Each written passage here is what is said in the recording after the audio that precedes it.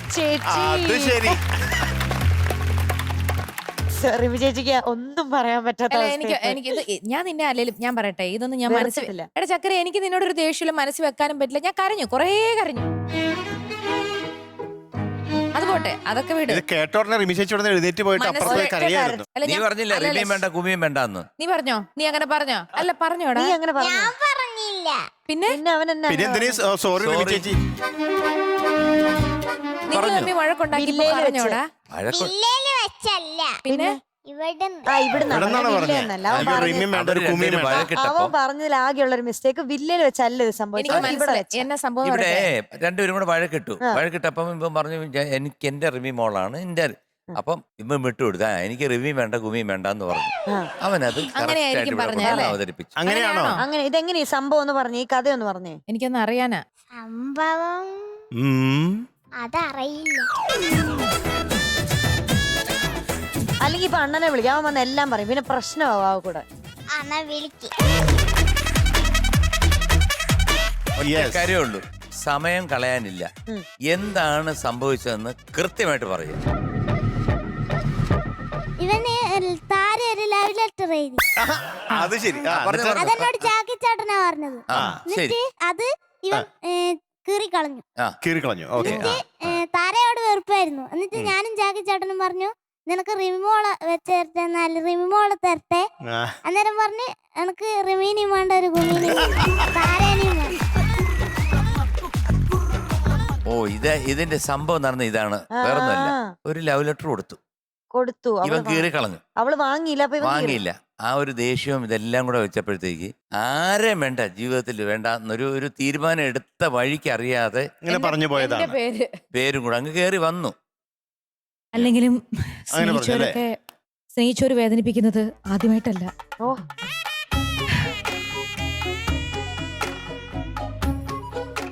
എന്റെ കൊച്ചു മുതലാളി. Excuse me. ഒന്നും പറയണ്ട, നീ തന്നെ ഇത് പിടിക്കേണ്ടത്. ഞാൻ പറഞ്ഞു ആര്യനാണ് ഇനി എന്റെ മോൻ, എനിക്ക് അങ്ങനെയാണ്, നിങ്ങളൊന്നും അല്ല, നിങ്ങളൊന്നും ഇല്ലല്ലോ സാറില്ല, എനിക്ക് ഇവിടുന്ന് ഒരാളെ കിട്ടി എന്നൊക്കെ പറഞ്ഞ ആള്.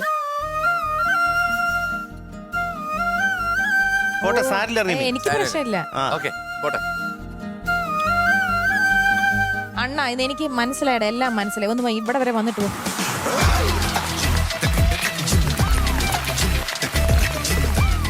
ഇതേപോലെയുള്ള കള്ള സ്നേഹത്തിൽ നിന്ന് നീ എന്നെ രക്ഷിക്കണം കേട്ടോ.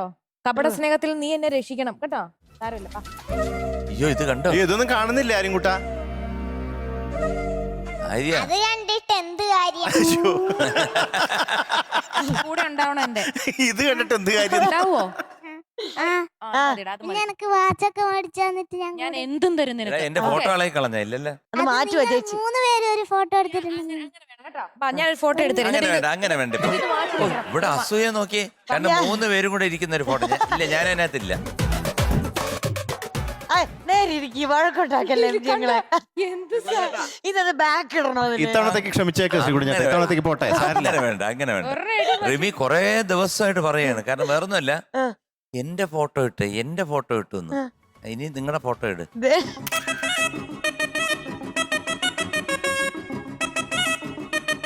ഷൂട്ടിന് വരുമ്പോ നീ MG സാറിന്റെ ഫോട്ടോ, വീട്ടിൽ പോകുമ്പോ ഈ ഫോട്ടോ ഇട്ടോണം വാച്ചിട്ട്. ഇനിയിപ്പോ എന്തിനാ കാർഡ് പിടിച്ചേക്കണേ? പിടിക്കേണ്ടത് എല്ലാം ഇനി ജാക്കി ചേട്ടന്റെ തലേ വെച്ചാ മതി. നീ പറഞ്ഞിട്ട് എല്ലാം പോട്ടെ. നിനക്ക് നല്ലൊരാളിനെ ഞാൻ നോക്കിത്തരാം കേട്ടോ. Don't worry. അല്ല, എനിക്ക് MG അങ്കിളിനെ മതി. അത് വേറെ. അല്ലാതെ തന്നെ ഈ താരയും വേണ്ട, റിവിയും വേണ്ട, ഒന്നും വേണ്ട. ഓക്കെ. ഏത് പാട്ടാ പാടുന്നത്? കറുത്ത പെണ്ണെ കരിങ്കുഴൽ. ഓ കറുത്ത പെണ്ണെ കരിങ്കുഴൽ. നിനക്കൊരുത്തൻ കിഴക്കുതിച്ചേ. അതെ. ഏതാ സിനിമ? അന്ന. Music Devarajan master. പിന്നെ എഴുതിയത് വയലാർ രാമവർമ്മ. പാടിയത് KJ യേശുദാസ് അങ്കിൾ. പിന്നെ കൊല്ലം 1960. ബാക്കി 5 1964. പറ്റിച്ച്. റെഡിയല്ലേ? ശരി, തുടങ്ങാം. തുടങ്ങാം. All the best. Thank you. All the best. അവന് താങ്ക് യു. ഒരു കലക്കാങ്ങടെ കലക്കും അതെ. അല്ലേ?